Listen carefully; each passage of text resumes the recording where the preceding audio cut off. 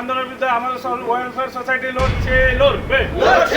চোপড়া ড্রাগের নেশা সহ একাধিক নেশার সামগ্রী অবাধে বিক্রির প্রতিবাদে চোপড়া থানার আইসিকে 3 দফা দাবিতে স্মারকলিপি দিল চোপড়া রুরাল ওয়েলফেয়ার সোসাইটি। চোপড়ার যে পরিমাণে দেদারে বিকোচ্ছে অবাধে ড্রাগ জাতীয় মাদক সহ গাঁজা, ফেন্সিডিল, নেশার ট্যাবলেট সহ বিভিন্ন নেশার সামগ্রী, শনিবার সন্ধ্যায় এ বিষয়ে সরব হয় Chopra rural welfare society.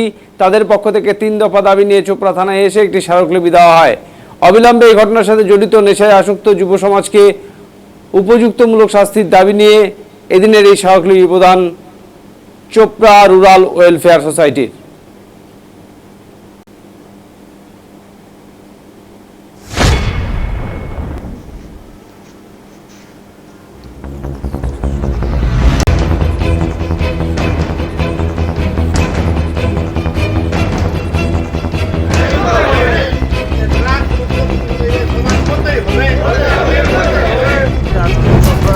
Rural welfare সোসাইটির পক্ষ থেকে যে গণ ডেপুটেশন চোপড়া থানায় দিচ্ছে, আমি আমার ব্যক্তিগত তরফ থেকে ধন্যবাদ জানাচ্ছি যে আজকে সাধারণ যুব সমাজ যেভাবে এই ড্রাগসের নেশা খেয়ে যে সমাজটা পরিবেশ নষ্ট হচ্ছে দিনের পর দিন, তারা যে নষ্ট হয়ে যাচ্ছে সাধারণ ছোট ছোট বাচ্চাগুলা এবং যুব সমাজ, তার প্রতিবাদে যে আজকে রুরাল ওয়েলফেয়ার সোসাইটি চোপড়া থেকে, তো ওনাদের অশেষ ধন্যবাদ জানাবো।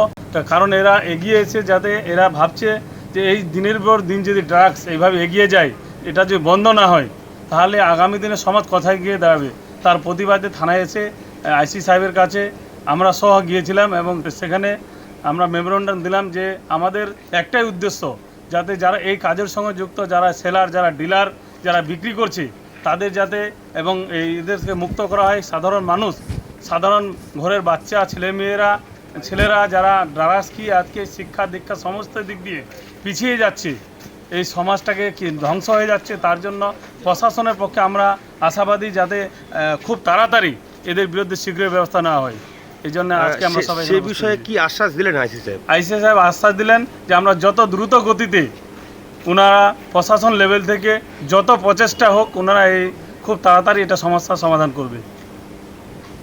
যে আজকে চোপড়া রুরাল ওয়েলফেয়ার সোসাইটি